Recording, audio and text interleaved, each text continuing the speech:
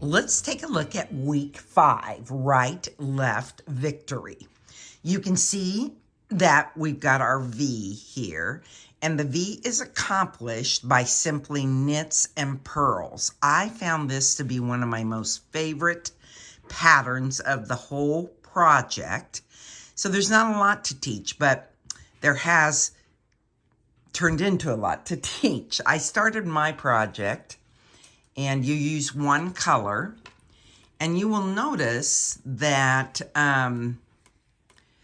I think that I only have one more repeat. And as I kept knitting it, I thought, this does not look nearly as long as this segment.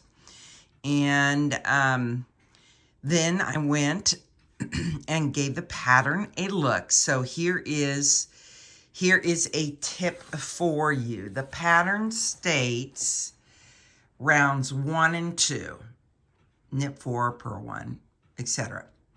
And then 3, 4, 5, 6. Well, I'm here to say that I did round 1 once, round 3 once, round 5 once, and so forth. So that's why my right-left victory is a little bit short. So I'm not going to leave it. You know, sometimes in mistakes, I make a decision about, can I live with it? This is one that I can't live with. So I'm going to show you how I pull my needles out and then how I pick up the stitches to be ready to go again versus picking out every row. I've got 20 rows here. That would take a long time. I'm going to show you.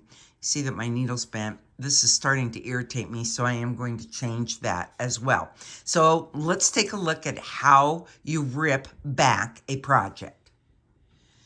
You could take out these rows simply by picking stitch by stitch. One of the things I like to do is I will turn my work around. Since I knit continental, I tension my yarn just as if I were tensioning it to knit. And then I have a little bit of a lift, which allows me to get into that stitch below. You can see.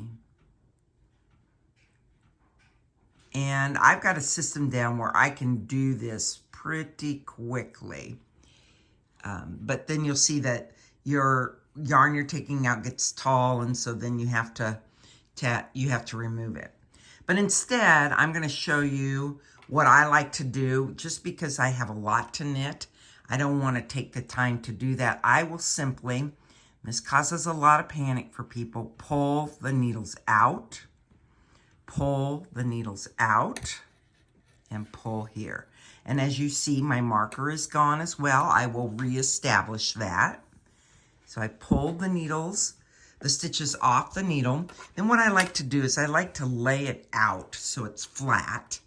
And then I will pull just gently, and you may have to put a hand to keep it from moving. I like to keep it, I'd like to preserve the first round. We will see. So you pull this back until you get to the round that you would like to. It's always wise to stop and roll up the yarn that I'm collecting quite a pile over here. Roll up the yarn so that then it doesn't get tangled when you get ready to work with it. So once I get this pulled out, then we'll come back and look at how we pick up the stitches. All right, I pulled out all my stitches. The magic of camera work is it took no time. But I did preserve the very first round because I need to do rounds 1 and 2 twice. So I did preserve that. And I also preserved it because I had done my little weaving in and I wanted to keep that going. So one of the things that we need to learn is how to read our stitches. It's not going to be the easiest to see here, but there are 4 knits. So here's our 1, 2, 3, 4 knits, and then there is a purl stitch. And so I'm going to start approximately here. I think this is my beginning around, but I can always make those adjustments later. One of the things I like to do is just gently pinch this fabric between my index finger and my thumb. And I use kind of that thumb to support those stitches. And then I'm going to come in from the back and I'm going to pick up the stitches. Not always can I get it from the back, and that's okay. What's more important is being able to pick up the stitch so that then you've captured it. You can always change the direction. Probably if you're a beginner to this, what I'm going to recommend is that you go down a needle size. I'm using the 3 that I knit this project with, but sometimes it's easier because the stitches start to collapse. So you can see right here, I've got a stitch. This is a purl stitch, so it's leaning a little different. I can't quite get to it from the back, so I'm just going to grab it. I'm just going to capture it. And then I'm going to continue to work. And it's just, it's gentle is really important in this process. I'm going to show you a mistake that I've seen knitters make.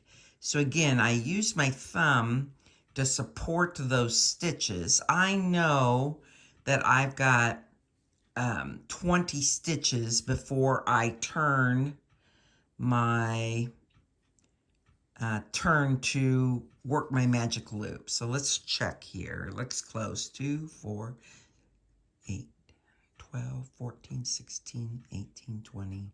Oh, well, I've done a few more. Oh, well. So I'm going to go ahead and gently, so I'm not having to capture all of the stitches, I'm going to go ahead and pretend like I'm magic looping. So I'll gently turn the project.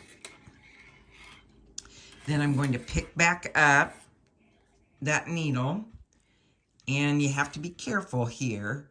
You could see that this one is coming out. So you capture him, get in position again with your index and your thumb, and then gently pick up, entering from the rear of the stitch if the fabric's facing you. Don't worry if you don't get it quite picked up that way. We'll change it when we come around. The mistake that knitters make when they do this is they go like this, and that will unknit that stitch. So it's very important that you keep your work horizontal and that you be gentle with the pickup. This simply takes practice. If you're going to be knitting and knitting a lot, you're going to want to learn this technique because it will save you a lot of time. I have it now where I can even do it on the tiny sock stitches. So that's how we are going to pick up, and then we'll reorient and get going. And remember to do rounds 1 and 2 twice, 3 and 4, not twice, but do a repeat of that round. We'll come back and take a look at how our project is progressing. I'm doing my round, knitting that round 2 after I have gone back and picked up these stitches. I want to share something that you may encounter. So sometimes your stitch may not be on the needle right. It may be oriented with the left leg in front. And you could take and turn this stitch around on your needle if you want. But there's a slick little trick that you can do. You just simply knit into the back leg of that stitch and it orients it around. Here's another one that's not quite right. So you knit into the back leg of that and it turns it back the way it should be. Again, it's just less motion versus having to fiddle that. This one is fine, so we'll knit that one. Now this one, I had lost the working yarn, so I just went ahead and picked up the yellow stitch. And so you could grab a crochet hook and fix this, but let me show you how I like to do it. The bar back here indicates the stitch that needs to be back up or worked. And so I just simply reach down, pick up that bar and put it up on the needle. Then I insert my right hand needle into the yellow stitch that's supposed to have been worked, and I just bind it off. And so then that that works the stitch that was lost that I didn't quite get captured. So again, I don't try to capture that all when I'm cleaning up or picking up those stitches. I'll come back and make those cleanups as I go along. All right, I'm back on track. I'm doing rounds 1 and 2, the same around. So now my piece is looking longer. I am finishing round 9 here. You see that I don't have stitch markers. It's a really simple pattern. It's 5 stitches, and it really is a 4 knits and 1 purl. And so as I'm finishing up my row 9, it's purl 1, knit 4, and there's a couple of cues. So one of the things we need to learn to do is to read our knitting. And so when you're starting a new round of section of the purl and then knit 4, your purl will always be in front of the previous purl. So I can see right here, these are little checks I do along the way to make sure that I'm on track. And then it's knit 4.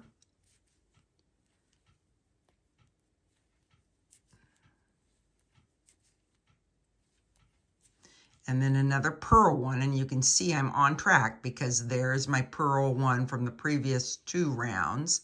And then the other thing is I'm at the beginning of my round, so I know that I finished right because the instructions say to purl 1, knit 4. So I know that I have come up right because I have 4 stitches. So that's my check that I use. Like when I'm doing one of the segments, take for example, knit 2, purl 1, knit 2, I begin the round with the first 2 knits, and then I purl 1, and then I go knit 4, 1, 4, 1, 4, 1, because it's really 4, 1 every round until I get to the end. And then on that round, I make sure that I have the 2, and then I know that I am on track. So I don't really use markers because I can knit this really fast, and that's just some tips for completing the rounds and making them work to your advantage. All right, here is my completed right-left victory. Looks much better, much longer, much more appropriate. You'll see where you go to the right and then you'll go to the left. One thing you'll note in the pattern is that you do not do rounds 9 and 10 the last. So there's 28 total rounds in the left slant and there's 30 total rounds in the right slant. And that is not a mistake. That's how it's designed. It looks so neat. Next week, we will be working with one color again. And this is a neat pattern. This is where we're going to be using our cable needle, and it's garter victories, garter V's. And I will be demonstrating how to use the cable needle, but also how to do it without a cable needle. It's really slick, and it'll help you be able to knit this piece quicker. So we'll look forward to this next week. We are halfway through after today's right-left victory pattern.